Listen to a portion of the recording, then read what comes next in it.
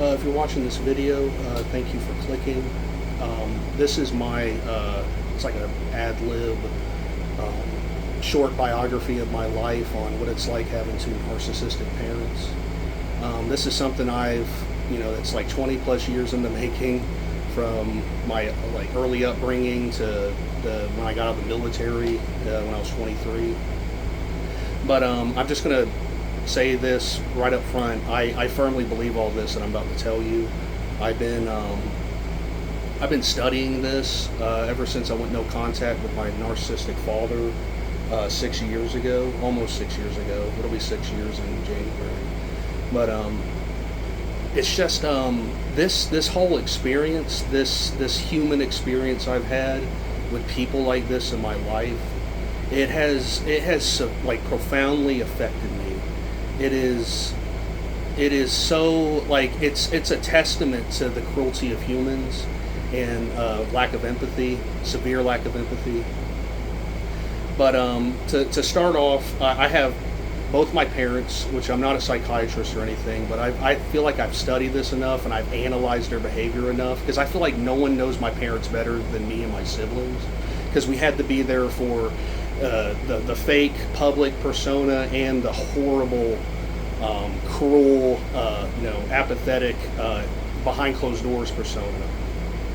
But I firmly believe that my dad is a overt, grandiose narcissist. He just the vibe, the way he carries himself, how interacting with him isn't really an interaction. It's like you're watching a performance. And then my mom, I believe, is a covert, because I feel like she enables abusive behavior from other people. She's let her boyfriends abuse us when we were kids. I'm talking about me and my siblings. And I'm also, and she won't own up to it, but I'm almost positive she did drugs when she was pregnant with us. Me, my sister, and my brother. She was on meth. She smoked cigarettes since she was a teenager, 14. She used to love the bottle, love drinking. But I firmly believe that my mom is a covert narc and my dad's an overt narc. Just recently, about a year ago, I was living with my grandmother, who was in early stages of dementia or Alzheimer's, and me and my sister were staying there, and we were taking care of her, and we didn't have to pay rent or anything, but we were cooking meals for her, making sure she takes her meds every day, cleaning up the house after her. There was 2 times that she fell, 2 separate times where she hurt herself, and I caught it. I had to let her children know, that being my mom and her uncles, about what happened. And none of them thank me or anything. They would just be quiet. They try to act like they don't like me, and I think I know why. But anyway, my grandmother's always been abusive, and her getting dementia and Alzheimer's, I don't feel pity for her. I'm kind of getting what you deserve. You've always been a kind of shitty person. You were the worst grandparent out of the 4 grandparents I had, and it sucks she's the last one to go. And I know that sounds harsh, but I really mean it, and I don't feel bad, because I'm at a point of where I don't give a fuck anymore. It's like if you're a shitty person, fuck you. I think evil should be punished. Fuck you. Go to hell. I don't care. Actually, no, don't go to hell. I hope you have to come back and redo it. I hope you have to redo your life over, and I hope you fuck it up again and you have to keep doing it if you're stuck in a loop. But anyway, my grandmother was also physically abusive. One time she tickled my sister till she wet herself, which is abuse. You don't do that. That's you can overstimulating somebody is abuse. Especially when it comes to people who are neurodivergent. Not that my sister is, but she's just very sensitive. But my grandmother, she tried to smack me. She swatted at my face because she was holding my nephew, my sister's baby, who was only a few months old. She was holding him, and she was swinging him around, in her hand, just in an unsafe way. I saw what she was doing, and immediately my instincts were hey, that's not right. Put that baby down. And she tried to swat at me. And they say oh, people with dementia and Alzheimer's can't be reasoned with. I'm she's always acted like she was going to hit us, or she has hit us. So she's always hit us or threatened to, by raising her hand up or doing this shit. But anyway, I tried to tell my covert narc mom, hey, Nana, your mom just tried to hit me. That's not right. And my mom just immediately goes, and I'm 20. I was 28 at the time, by the way. This is what it feels like being infantilized by, you know, mentally ill family members. But she was just like, "Oh, I don't want to hear it. Like, you always complain. Like, you're always complaining about something. You know, basically that old spiel of like, I don't want to hear it. Your concerns or complaints aren't valid. Your feelings aren't valid. Fuck you." It was basically, and that was how I took it too. But like that just dismissiveness, like it made something snap in me where I was like, there's something wrong with you people on like a fundamental level. Like you have sick souls. There's something wrong with you, and I don't think you can heal because you don't see any issues wrong with your behavior, right? There's no responsibility, so there's no recovery. But anyway, that whole thing happened. Long story short, my mom kicked me out and my sister who were staying there, saying that we were just taking advantage of our grandmother with Alzheimer's. And the way I saw it was like, we took care of her, and y'all didn't have to pay for a nurse or like a caretaker to come and check on her and stuff. You got that out of us for free. And my grandmother retired as a nurse, so her bills cover her. I don't know if it was a retirement or whatever. I don't know if she has like a stipend or something, but it covers her housing and stuff like that. Like her house is paid off, she just has to pay like the taxes and whatnot and the utilities. But yeah, that happened. So my narc mom basically put me at risk of being homeless. The only saving grace was my sister's boyfriend's mom, who allowed me to stay at her house. I'm currently in her shed, where I've been living for the past, I don't know, 8 months, 9 months. I know I said it was over a year ago. It was under a year. It was like 8 to 9 months. But so I'm staying in my sister's boyfriend's mom's shed until I can get a car, which I plan to live out of, so I don't have to pay, you know, thousands of dollars for rent. Because I think the rent right now, especially in Florida, I think it's just total bullshit. I had the last place I lived at before I lived with my grandmother, I had an apartment, and my landlord, total piece of shit, just complete cheapskate, just one of those types who just evades all responsibility. He just wants the money. He doesn't care about the status of the building or if you're having any issues with your water. Especially, like, I had no hot water the whole time I lived there. Like, I couldn't take hot showers, but lucky for him, I can tolerate cold showers because I had to take them. I took a lot of them in the Navy to stay awake. But anyway, yeah, this dude, I had been paying him rent, you know. I'd never missed a time. I was always on time, sometimes even early. And this freaking dude, he would just raise the rent every year. I was there for like 2 years, and he would raise it by like 150 every year. And then it got to like almost 1,300, and I was like, this is insane because you haven't maintained this fucking property at all. You know, there's maggots in the trash can outside from my disgusting neighbors. Like, you have furniture and shit that are like shoved on the side of the house out of sight. Like, it's just like just total, you know, it just looks like a podunk white trash building, you know. I'm sorry that's the term I use, but I had to grow up around people like that, so that's how I describe it. I'm afraid if I say ghetto, it'll come off as racist, so I'll say podunk or white trash. But anyway, I ended up just leaving there. I was like, fuck it, keep the security fund. I'm getting the fuck out of here. You suck. Like, fuck you, dude. You're garbage. You're just a cheapskate. And then I moved in with my grandmother, where I was taking care of her, and I started going to school. And this was also when I started to really take like trauma recovery serious, because I had been depressed most of my life, and I'm like, that's not normal. Like, you can't live your life that way. That's not a healthy way to live, you know. And you're not really fulfilled. You're not really living a fulfilling life if you can't, you know, feel or experience emotions like a normal person, because you're constantly in a state of stress. So I started on antidepressants, and the thing is like, my mom knows I have depression and stuff, and she knows my sister's got issues too, like her own mental health issues that I won't delve into, because that's her business. But and my younger brother, I have a younger half brother who I don't talk to anymore because we don't get along. We had an argument, and he just decided he had nothing to do with me anymore. So I was like, I guess a relationship was never good to begin with if it could end that easily over a small argument. But shit, where was I at? Yeah, so my mom knows we have issues like alcoholism, drug addiction, depression, all this stuff, PTSD, anxiety. And she doesn't like try to inquire about anything. She doesn't try to like understand where we're coming from. She's never sat down and talked to us like normal people. It's like my mom is just like how I view my mom and dad is like they're hollow.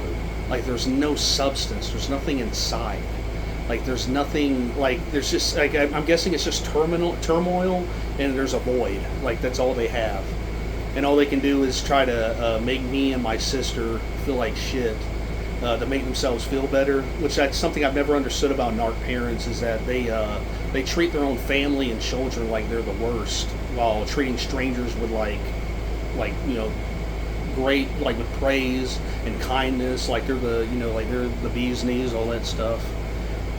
And I noticed that as a kid. I was like, man, I'm like, my dad's a dick to me behind closed doors, but he'll be nice to me in public. He'll be nice when we're around people. And I sort of understood that being the child of a narcissist, especially a grandiose narc father, is that you're kind of forced into a play, on the world stage you didn't ask for. I wouldn't say world stage, but public stage you didn't ask for. And I kind of realized that as a kid. I was like, I don't think this is right. But when you're a kid, you don't have anything to go off of, so you kind of just take it for what it is. You're like, well, this works, so I guess it's okay. And then when you become an adult, you're like, nah, this is fucked. This is fucked up. This is not how things should be, and this is not how healthy, normal people behave. And I think when I reached like middle school, when I started hitting puberty and becoming a teenager, I think that's when I realized I didn't like my dad. I was like, I don't really like this guy. Like he doesn't treat me like a normal person. Whenever I'm around him, he just boasts about himself. He tells me like, oh, other people, other kids your age would be happy to have a father like me. No one does it like your father does, like that kind of shit. He used to make me shave his back. And I like being a kid, like if I say no, like I risked getting smacked in the face or something. Like he couldn't handle rejection. He couldn't handle being told no or a boundary. And as a kid, that fucks with you because you don't know how to set healthy boundaries, which is something I had to go through like trial by fire in my adult years to figure out on my own because I was never taught that. But anyway, my dad and my mom, they were married for like a few years. They had my sister out of wedlock, and then they married when she was like 1 or 2, and then they got divorced in like '99. So my sister was born in '94, I was born in '97. My parents were married in were divorced in '99. So they got married in '95. Sorry, that was a lot of numbers, but anyway, so I grew up in a I guess visitation, how you describe it, where your parents are split, and one you live with most of the time, the other one you visit. And I would see my mom like twice a month, but she would always be late picking us up. She would always be late. She acted like it was a drag to drive out and see us. She treated us like it was a chore to be around us, like we didn't have value, or we weren't like our own unique people with our own unique quirks to foster and acknowledge and that sort of thing. So I had to grow up with that. I had to grow up with a numb, cold mother who in public pretended she was like she had a servant's heart. That's her words too. She has a servant's heart. She's a servant. She serves everybody. She's always given. She's just such a giver. She's just got so much to give. Sorry, I'm going off on a tangent, but this is how I view her. Her saying all that shit to people. And people buy it. There's stupid people or people who just don't know her, who they eat that shit up. Same thing with my dad. My dad can be pretty funny sometimes, but a lot of the time he's at least towards me, he would be funny by like degrading me. So he could be funny by putting me down or putting others down, which I thought was normal. I thought it was normal just to talk shit and make jokes about people, but I'm like, turns out people don't really like that unless they're like unless you like know that person well and y'all understand each other's humor. But yeah, so my whole life experience has been fucked from the get-go. I have 2 narc parents. I have a mom who's cold and who doesn't really want to raise her kids. She didn't raise us. Like, she didn't teach us anything. I never received any motherly love from her.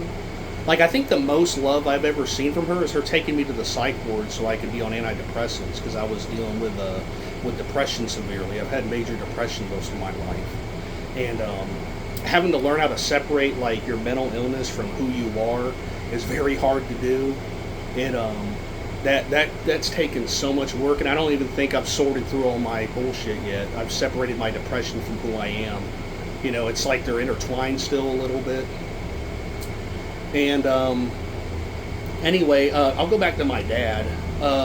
My dad, I remember being around him as a kid. I always felt uneasy. Like, I'm like, there's something not right about this dude. There's something off about him. He's got like an emptiness in his eyes. Like I don't know if you ever looked at someone who's like a narcissist or a psychopath, but not all of them, but some of them have like this sort of hollow or emptiness behind their eyes. Like there's not much activity going on. Not that they're stupid, but that they're not fully human. That there's something missing. Like there's not a spark of life, I guess you could call it. But yeah, I remember feeling really uneasy around my dad growing up, and I remember my uncle, who I also don't really like because he's kind of like my dad, where he just talks about himself the whole time you're around him. He doesn't know how to interact or reciprocate conversation like a healthy person does. Like, oh, let me ask you about you. Okay, wow, okay. Oh, you asked about me? Cool. Like it's reciprocal. He doesn't do that. You're watching a performance you didn't ask for. It's just bullshit. But anyway, my uncle told me that he's like, yeah, and he said this off as like I didn't even bring this up. He kind of just brought it up on his own when I was over there visiting him one time. But he was like, yeah, your dad was he had this phase where he was a kid where he just couldn't stop killing stuff. And I was like, what? And he was like, yeah, like your dad would kill lizards, animals, chickens. Like he just loved killing stuff. And I'm like, how old was he? He was like, oh, like 5 or 7 or something. And I'm like, holy shit, that's not fucking normal. And I remember one time I went with my dad to my uncle's. So we would go visit him like once or twice a year. Sorry I'm laughing. It's just that this shit's so ridiculous when you talk about it over like a video. It's so ridiculous.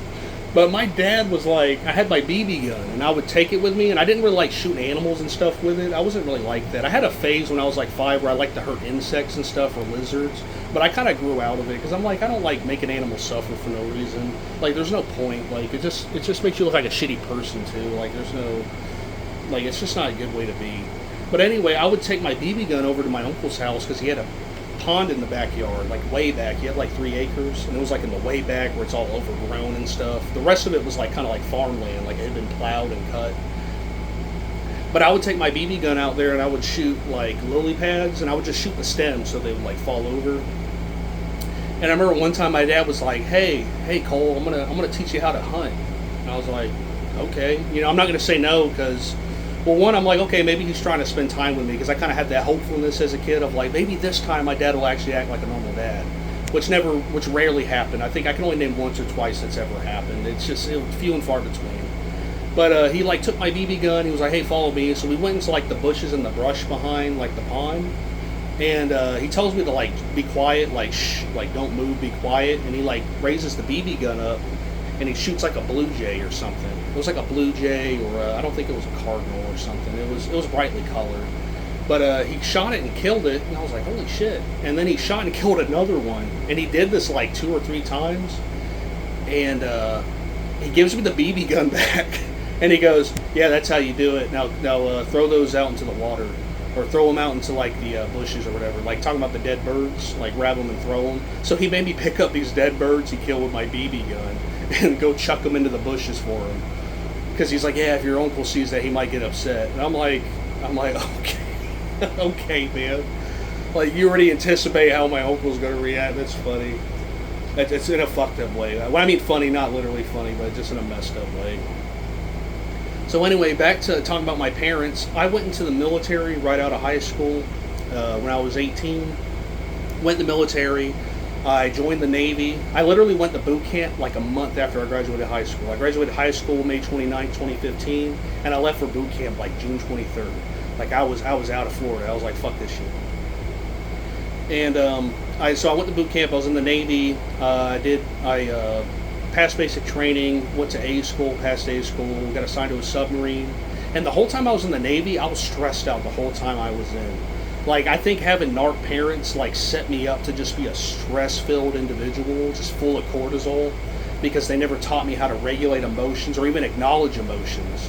So it's not even that I wasn't taught how to regulate, I wasn't even taught how to acknowledge or identify my emotions. So I dealt with, like, emotional blindness a little bit. But I knew I was depressed because I wasn't enjoying life. I'm like, I know I'm depressed. So I had stress and depression from childhood that carried over into the military, and then the military exacerbated it. made it worse. So I get out of the military, I'm absolutely miserable. I just feel like I just had my ass kicked for the past 5 years of being in the Navy. And when I got out of the military, I realized it finally clicked. And I don't know if I just didn't want to acknowledge it or just know it or just understand or just like call it for what it was. But I realized that I had an abusive family and that I had come from a toxic environment. And that none of that was normal, that how I behaved and how I felt about myself and how I viewed the world was just not normal. So, anyway, I know I keep saying anyway a lot. This story's all over the place because it's all messy. My life, it feels a little messy, like emotionally and psychologically, it's just a mess. But I realized that my parents were abusive, and then after, figuring out they were abusive and toxic was the first step to finding out that they were narcissists. Because I was like, okay, they're abusive and toxic, but there's different styles or types of abuse and toxicity. Okay, so I did my research, and I was like, damn, my dad fits the criteria for narcissist, and so does my mom. And what's funny is my mom, when I was a kid, she used to call my dad a narcissist. She'd be like, yeah, you know what he's like? He's like a narcissist. And she would say it like that, like she's disgusted or bothered by it. And I'm like, you married the dude and fucked him, so that's obviously your type. So you're disgusted now, it's too late. You already squeezed out 2 kids with him, me and my sister. So, hold on, sorry, I lost my train of thought. Oh yeah, anyway, so I figured out they were narcissists, and I didn't try to be like a home psychiatrist or psychologist, couch psychologist who tries to diagnose people watching a video. I really tried to analyze their behavior and just read about narcissism as much as possible, all types, how they think, how they operate, what their intentions are, what the end desire is of interacting with you is. And once I realized that was traumatic. Realizing that your parents are narcissists and that not only did you not get a normal, healthy childhood, but that they'll never change, and that you were deprived of that, and that you don't get a do-over for childhood. Once it's over, it's over. It's not coming back. You don't get to take it twice. But that was, I think that was one of the most traumatic. I think that's, actually, I wouldn't even say it is. I'd say it's the most traumatic thing I've ever experienced in my life, was realizing that my parents are narcissistic and abusive, and that they won't change. There's no hope for change. There's no hope for a better future with them. There is hope for a better future, but just not with them. They're not going to change. And my mom, who used to do meth, big meth head, she married her meth dealer, and she's chosen him over me and my sister numerous times. So, and what's funny is we used to mess with our mom as a kid. We used to tell her, hey, we might put you in a retirement home, joking, and she would get really butthurt about it. But now I'm like, no, you're definitely going there. I might, if you try to reach out, if she tries to reach out to me in the future when I'm older and looking for somewhere to stay, or I need somewhere to be, I can't take care of myself anymore. I'm like, me putting you in a retirement home would be kindness, honestly. It'd be compassion after everything you've done. It's not the least I could do. It's I'm helping you out because I'm a decent person, not because I owe you, But yeah, those are my 2 parents. And it's funny how they kind of tell on each other, how they talk about each other. It's they've always kind of told on each other. And narcissists also tell on themselves when they describe other people, because it's a projection. They can't not project. They have to project.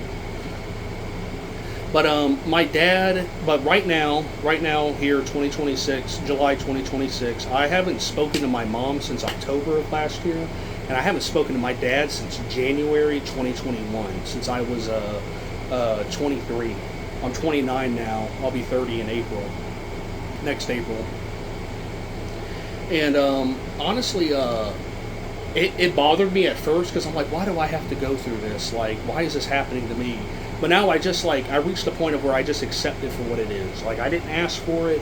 I didn't set this game up the way it is. I didn't ask to be a part of it. But it is what it is. And what I can do is I can control my behavior and work on myself to try to overcome these issues that these people gave me, that they primed me for. Because narcissists prime you to receive abuse from other people. For an example, I had a classmate. I was in trade school for welding, and I had a classmate who I would help out. I gave him a ride home one time. I took him to the store so he could get like welding supplies, like glasses or gloves, or pliers. You know, and like I wasn't doing that to have leverage over him or anything. I was just like, young kid, probably needs help, could be struggling at home financially, who knows. Like I'll extend an olive branch. I have no problem helping people when they genuinely need it. But this dude, he ended up kind of like turning on me. Like he just like one day he just snapped on me and told me that he thought I was a bitch. So I just stopped having anything to do with him. Like, and I think that was like a narcissism thing, because I'm like, I guess I triggered him or something with my energy. Because I don't like feeding egos, especially when it's unearned. It's like, just because you talk great about yourself doesn't mean I gotta feel it. Like, you know, like I don't like. Why the fuck should I take you serious? Like, really, like truly confident or competent people don't have to boast about it. They just are. You know, it's like the whole trans stuff going on, where it's like, you know, trans women are women. Like, we can't say it enough. And it's like, women don't have to like change their genitalia or go through numerous surgeries to be women. They just are. They just are. It's what it is. So that's what like it. So that's how like I kind of made sense of it. I know that was kind of a weird exaggeration, but it's a weird example, but it's relevant to what's going on politically in the country. So anyway, I've been on this sort of like self-healing journey. I've been at risk of being homeless numerous times because of it. Homeless numerous times because of it. And it's from dealing with like my toxic family, like my mom and her brothers who also act like her. Like they tried to say that we were abusing my grandmother after she tried to smack me. Like my grandmother tried to smack me, and then I called her out on it, and then I got called abusive for noticing it, for calling it out. So I'm the abusive one for noticing that my grandmother's abusive. You know what I'm saying? Like noticing a crime isn't the same as committing a crime.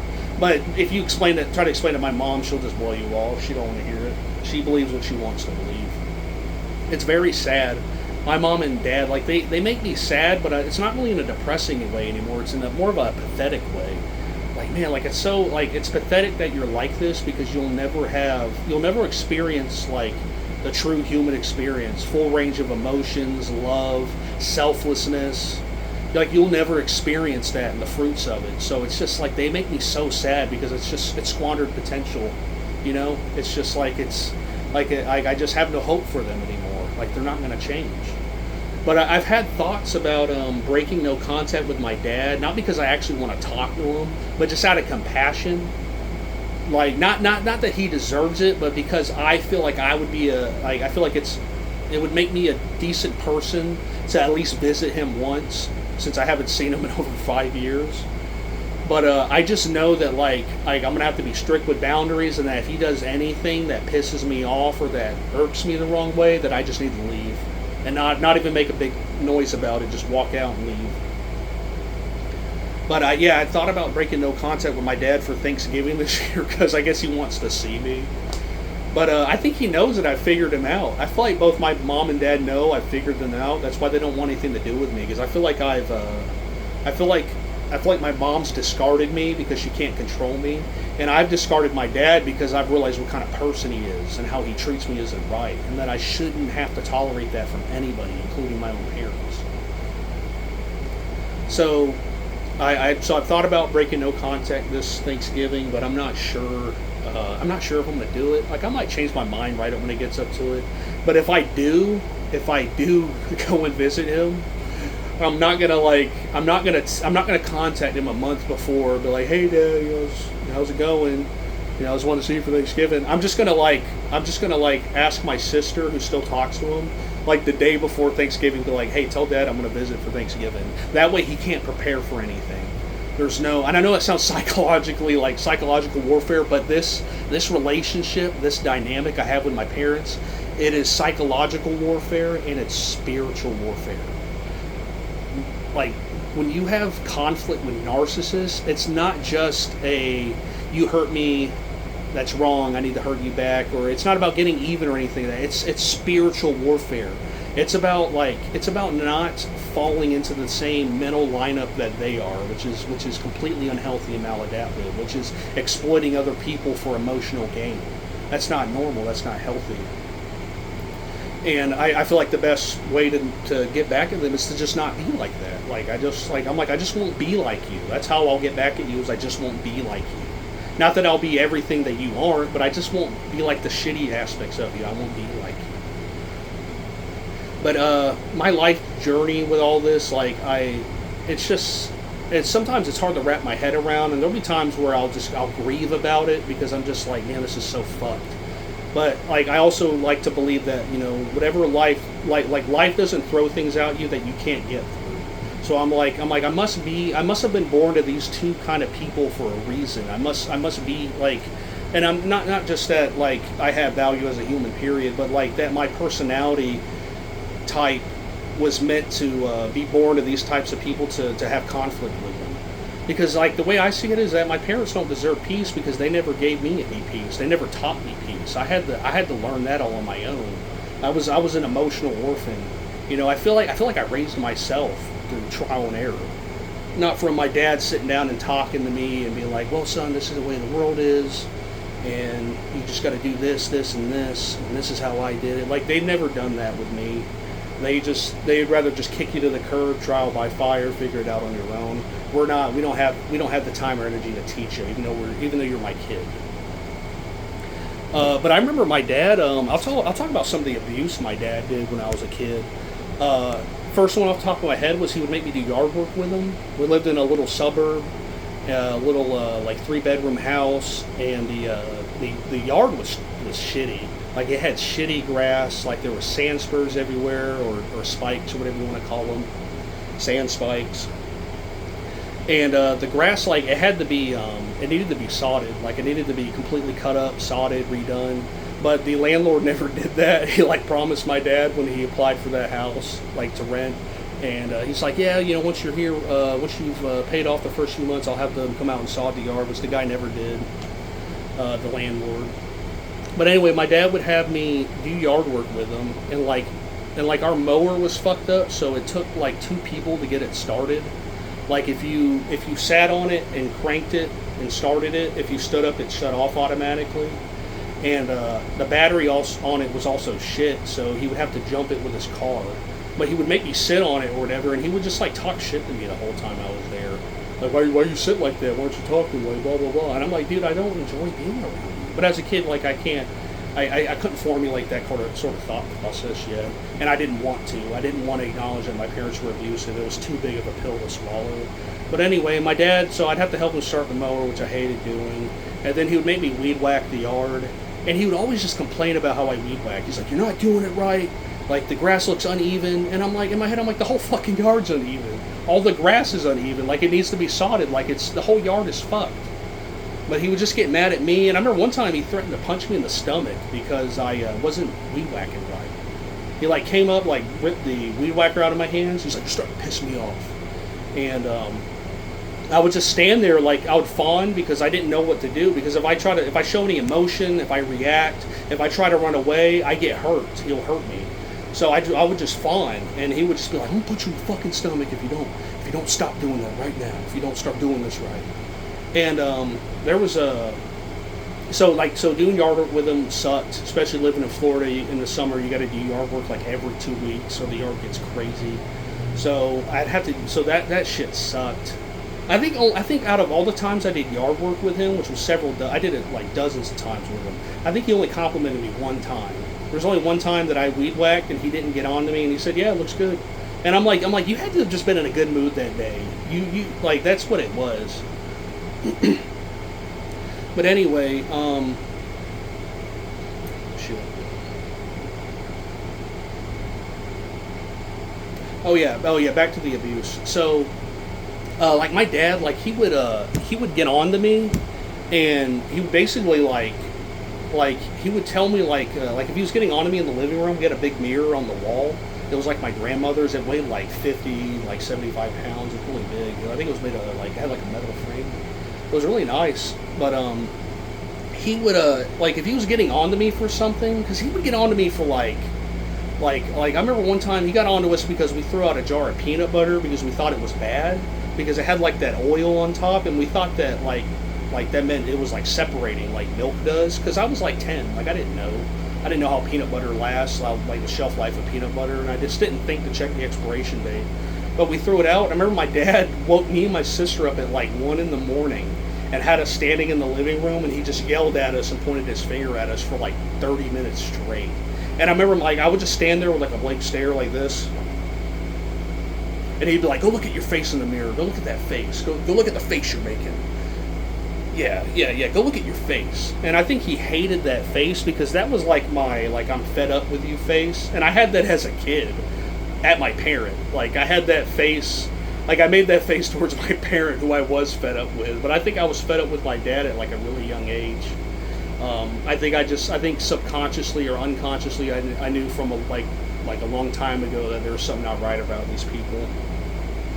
But there was times where my dad smacked me in the face. There was times where he threw me on the ground.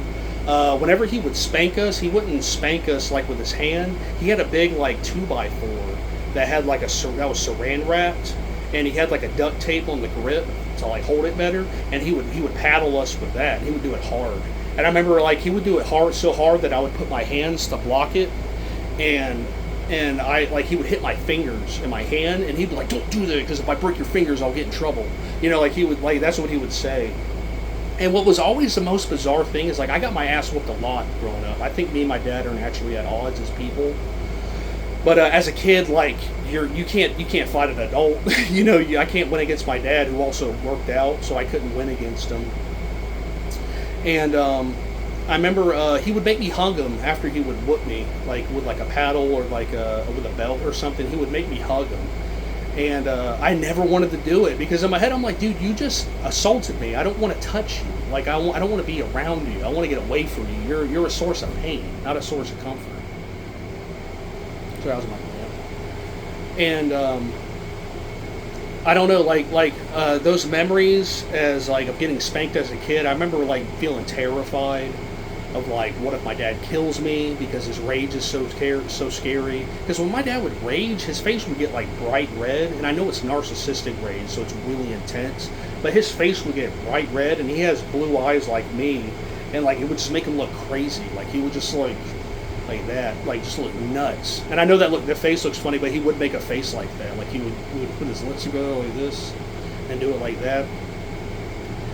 But I think my dad and my mom, I think the only thing that makes sense to me, and this is me trying to be compassionate and understanding of them, is that they had to have been through some sort of horrible trauma as a kid to make them that way.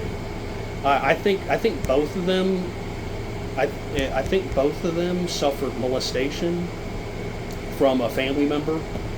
I won't necessarily say who, but I think both of them had suffered some form of molestation from pedophilic family members, or it could have been multiple. I don't know. But I know they were molested by at least one family member each. So, but I think that influenced into how they turned out to be. I remember when my grandmother was alive on my dad's side, so his mom and his dad, my grandparents, my patrilineal grandparents, me and my sister would go over to their house in the early 2000s. This was like 2001 to like 2004. And we spent a lot of time there. My mom used to just drop us off there and leave us there. And because my mom didn't want to raise us because she's a narc. Narcs are allergic to responsibility. But she would drop us off there all the time. But my grandmother, my Mimi, God bless her, I love her. She passed away in 2006, so 20 years ago. I was like in third grade. I think I was 9. But she loved having us over. And I feel like that kind of love from a grandparent was like what helped me get through like such a horrible like life experience of having 2 narc parents. But my grandmother, Mimi was what we called her. She loved us to death. She would let us watch movies all day. She had the pantry stocked, the fridge was stocked, like chicken nuggets, Lunchables, cereal, chips, like you name it. Like sometimes they would give us candy, like chocolate bars each, like a whole Snickers each. And it's like a 5-year-old, you were like, oh my God, this is awesome. But I remember like some of the best memories I have as a child is from being at my grandmother's. I loved being around my grandmother. And what's funny, the reason why I'm bringing this up, what's funny is my dad, he absolutely hated how much my grandmother loved us. It used to piss him the fuck off because he's like, yeah, she was never nice to be like that growing up. And now that I'm an adult, I'm like, probably because she knew you're a little psychopath. She knew that there's something wrong with you. Fucking crazy. Little psychopath running around killing animals and shit.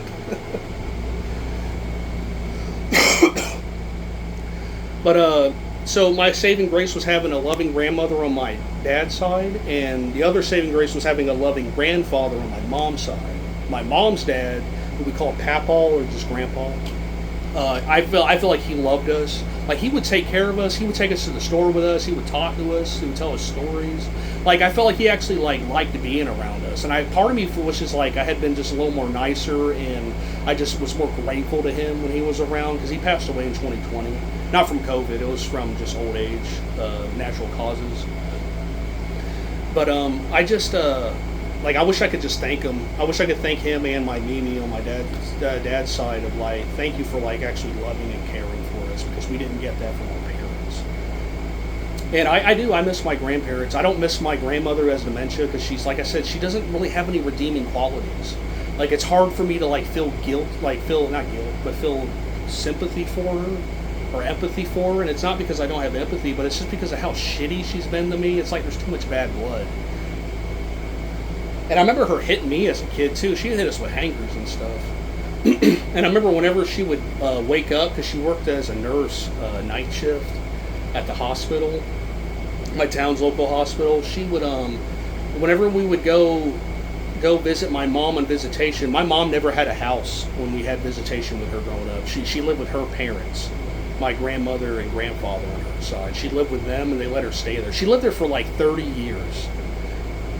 Never got a house, never had a bedroom for us, none of that. And I remember, like, whenever our grandmother would wake up, Nana is what we called her, my mom she would like tease us. She'd be like, oh, Nana's getting up, you better watch out, because Nana was rude to us. She was really shitty to us. She always acted like we were up to no good. Even as an adult, she would tell me that I'm up to no good. I'm like, I've done more good than you have. And but my mom teasing us about that.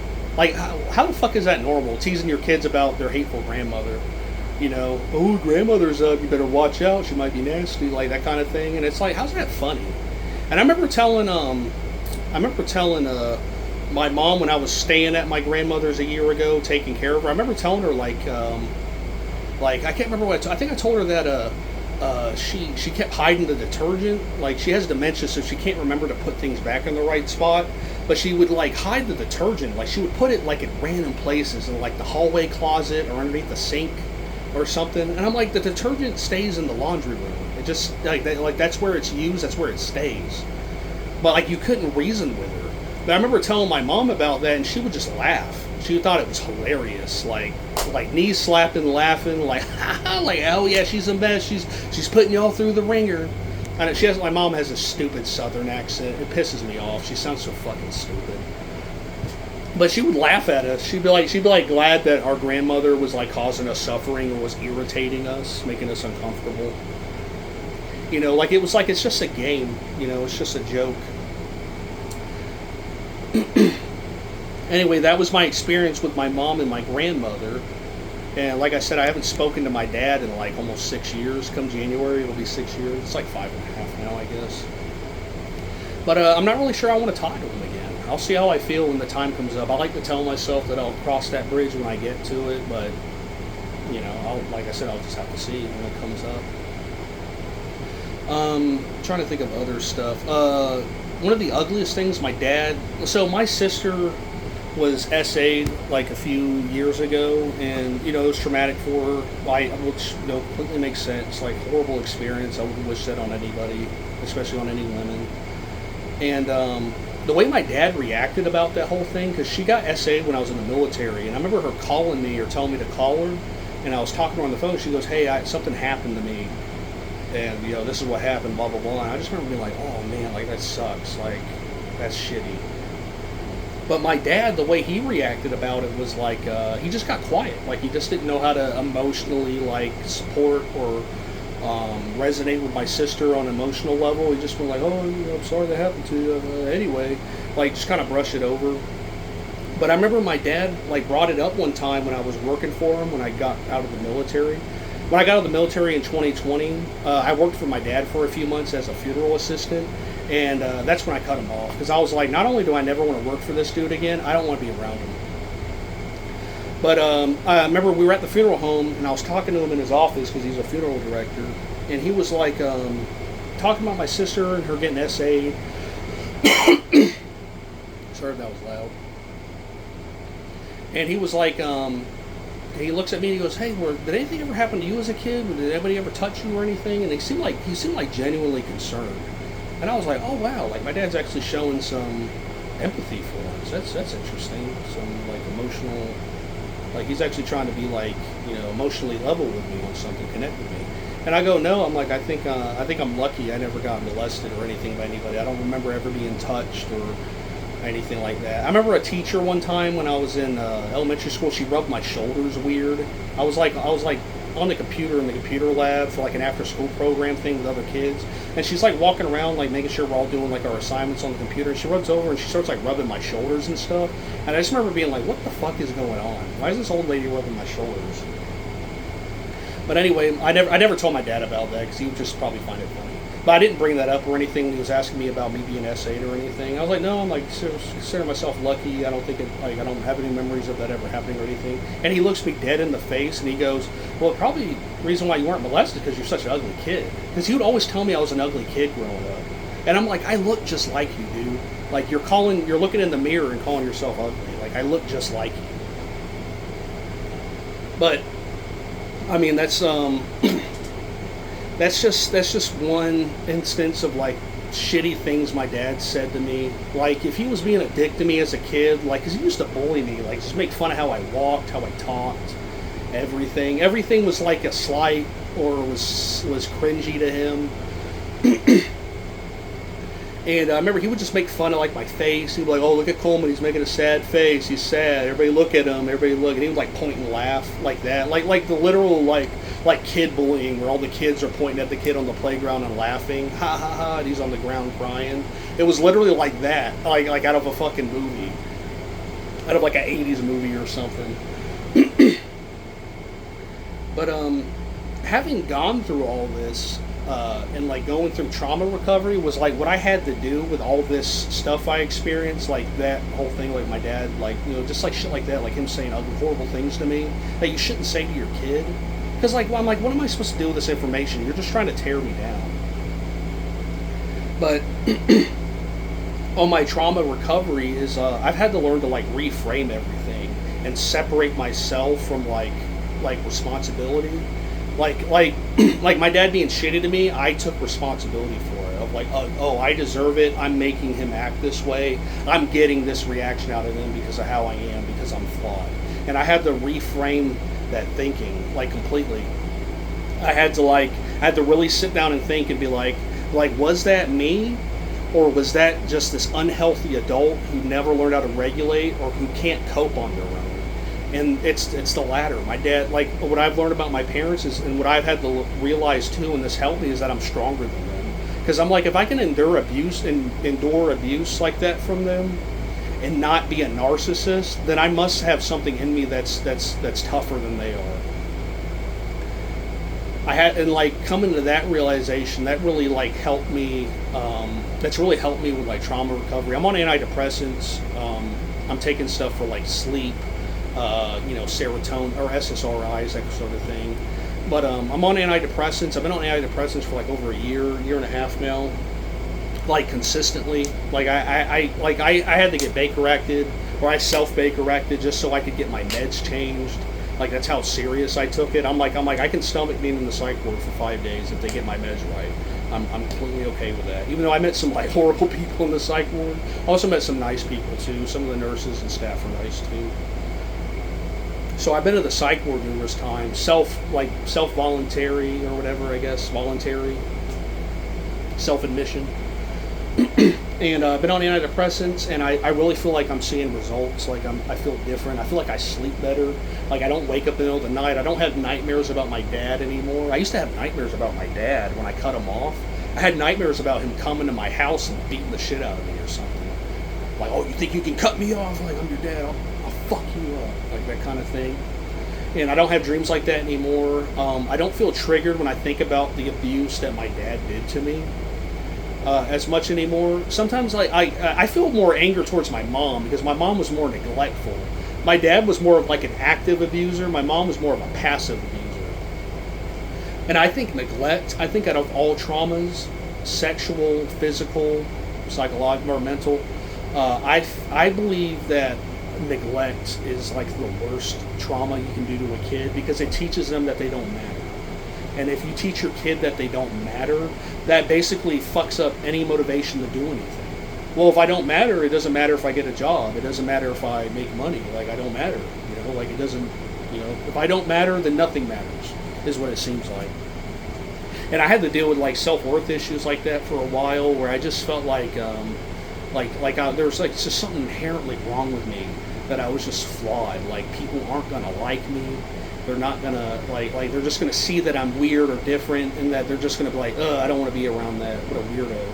And I used to, like, really believe that. And I'm like, now that I'm older and I realize that I was scapegoated a lot growing up by, like, my dad and my parents, I'm like, I think, they say that scapegoats are typically the healthiest person in a toxic family dynamic because they call it for what it is. Like, no, this is bullshit. This whole setup, this whole MO of how y'all run this family, it's all bullshit. And I knew that from a young age as a kid. I'm like, this is all bullshit.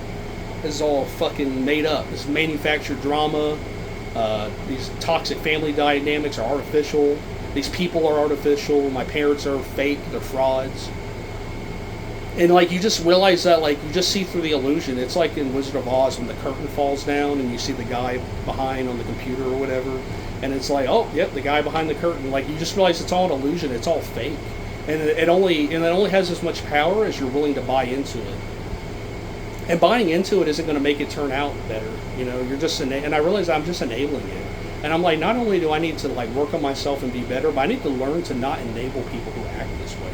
And, like, that kid who I helped at class who was rude to me and who I just stopped having anything to do with, I'm like, no, that behavior will not be tolerated from anybody. I don't care if you're sick or dying, dude. Don't talk to me anymore. You lost your chance. Plain and simple. I think I'm a pretty nice person when you get to know me. I'm just not really forthcoming with, like, sharing resources or giving stuff away, like money or car rides or stuff like that. But, like, if I feel like your vibe is good and, like, you're a decent person, I'll stick my neck out for you a little bit to help you out. But that guy, like, what made me dislike him, that classmate, was like, I'm like, you made me regret being nice to you. You made me regret being compassionate towards you because it fucks with your character judgment. But what I realize now is that my character judgment isn't flawed. I think it's been on point most of my life, and I think like something I had to something that I didn't want to accept. Like, so I didn't want to accept that my parents were narcissists and I had an abusive background. But something else I didn't want to accept in the opposite direction was that I'm strong. I didn't want to accept that either. I was like, no, like, because that was the abuse talking over me, trying to keep, because for the longest time, I heard my dad's voice in the back of my head, especially after I cut him off. I would hear his voice in my head of, like, criticizing me, like saying I'm stupid or dumb or that I'm weird, that sort of thing. But now, I don't hear it anymore. In my head, I hear my voice. And I try to be more self-compassionate. I try to tell myself, like, hey, man, you're just human. You're never going to be perfect at anything you do, and you can't get through life without inconveniencing or harming another person. Because I used to, because having narcissistic parents, I used to feel guilty if someone was mad at me.